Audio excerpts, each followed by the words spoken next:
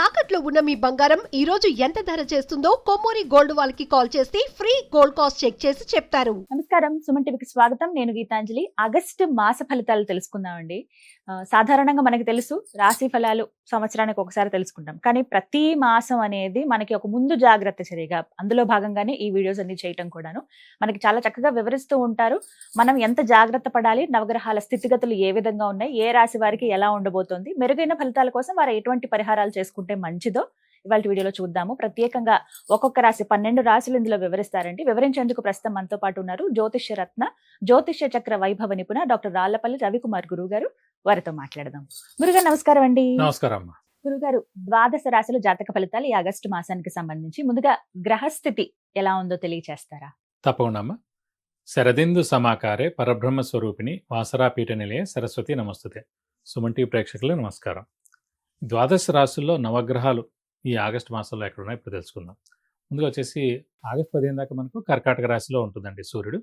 August 15 నుంచి September 15 దాకా మటుకు మనకి సింహరాశిలో స్వస్థానంలో ఉంటారు. అలాగే కుజుడు వచ్చేసి మనకి మిథున రాశిలో ఉంటారు. అలాగే రాహు వచ్చి మనకి కుంభరాశిలో ఉంటారు. శని మనకి మీన రాశిలో ఉంటారు. బుధుడు వచ్చేసి కర్కాటక రాశిలో ఉంటాడు. కేతు వచ్చేసి మనకి సింహరాశిలో ఉంటారు. శుక్రుడు మటుకు ఈ ఆగస్టు నెల అంతా కూడా నీచ స్థానంలో ఉంటారు అన్నమాట. సో మెయిన్గా ఏంటంటే ఈ కుంభరాశి కానీ, అలాగే మకర రాశి కానీ, మిథున రాశి కానీ, కన్యా రాశి కానీ, ఈ 4 రాశికి యోగకారకుడు, అదృష్టకారకుడు, లక్ ఫేవర్ చేసే ప్లానెట్ అయిన శుక్రుడు మటుకు ఈ నెలనాళ్ళు నీచలో ఉంటాడు. సో ఈ 4 రాశుల వాళ్ళకి మామూలుగా ఏంటంటే డబ్బు ఖర్చు ఎక్కువగా అవడం, హెల్త్ ప్రాబ్లమ్స్ చిన్న రావడం, చిన్న మాటలు పడటం ఇలాంటివన్నీ జరుగుతాయి అన్నమాట. ఇవండి మెయిన్గా ఈ ద్వాదశ రాశుల్లో నవగ్రహాలు ఈ ఆగస్టు నెలలో ఈ స్థానాల్లో ఉంటాయి. గురుగారు, గ్రహస్థితి ఎలా ఉందో తెలియచేశారు. మరి మకర రాశి వారి జాతక ఫలితాలు? తప్పకుండా అండి. మకర రాశి అనగా మనకి ఉత్తరాషాఢ 2, 3, 4 పాదాలు, శ్రవణం 1, 2, 3, 4 పాదాలు, ధనిష్ట 1, 2 పాదాలు, ఈ నక్షత్రాల సమూహంతో మనకి మకర రాశిలోకి వస్తుంది. చాలామంది తెలిసే ఉంటుంది, శ్రవణ నక్షత్రం అనేది వెంకటేశ్వర స్వామి నక్షత్రం అన్నమాట. సో అందుకే వాళ్ళ హాస్పిటల్స్ కూడా శ్రవణ అని రాస్తారు అక్కడ, టీటీడీ వాళ్ళు తిరుపతిలో అనమాట. సో శ్రవణ నక్షత్రం వచ్చేసి మెయిన్గా వెంకటేశ్వర స్వామి, అది చంద్రుడి యొక్క నక్షత్రం అన్నమాట. దాని నక్షత్రాధిపతి చంద్రుడే. సో ఈ రాశి వాళ్ళు మెయిన్గా అంటే మొసలి, దాని సింబల్ కూడా. సో వాళ్ళు ఏంటంటే మెయిన్గా వాళ్ళ పరిధిలోనే వాళ్ళు ఉంటారు. వాళ్ళ పరిధి దాటిన చోటికి వాళ్ళు రారు. సో మొసలు ఏంటంటే వాటర్లో ఉంటేనే బలం. సో అలాగే వాళ్ళు రిలేటెడ్ వాళ్ళతో ఎక్కువగా ఉంటారు. సో అలాగే విపరీతమైన పేషెన్స్ బాగా ఉండడం, పట్టుదల బాగా ఉండడం. శని అధిపతి కదండి. శని మెయిన్ పేషెన్స్ కారకుడు, పట్టుదల కారకుడు, కొంచెం మొండితనానికి కారకుడు.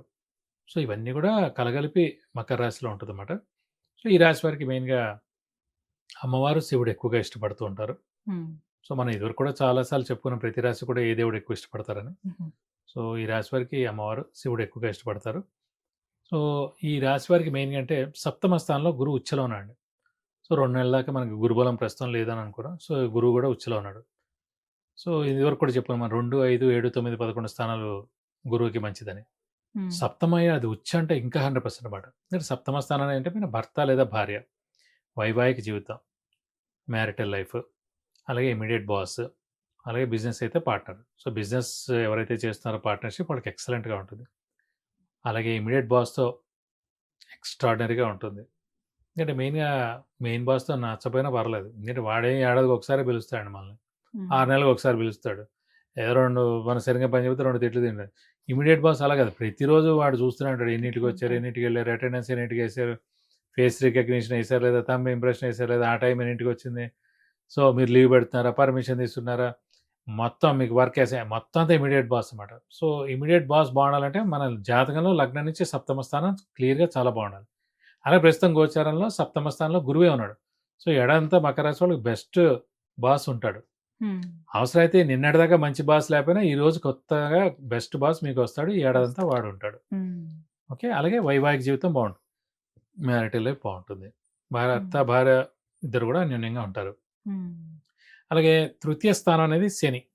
తృతీయ అంటే జనాల సహాయ సహకారాలు, మనకన్నా తమ్ముళ్ళు లేదా చెల్లెళ్ళు. సో మనకన్నా తమ్ముడు కానీ చెల్లి కానీ ఎవరైతే ఉన్నారో వాళ్ళ లైఫ్ కూడా చాలా బాగుంటుంది. శని వృత్తికారకుడు, ప్రవృత్తికారకుడు, ఉద్యోగకారకుడు.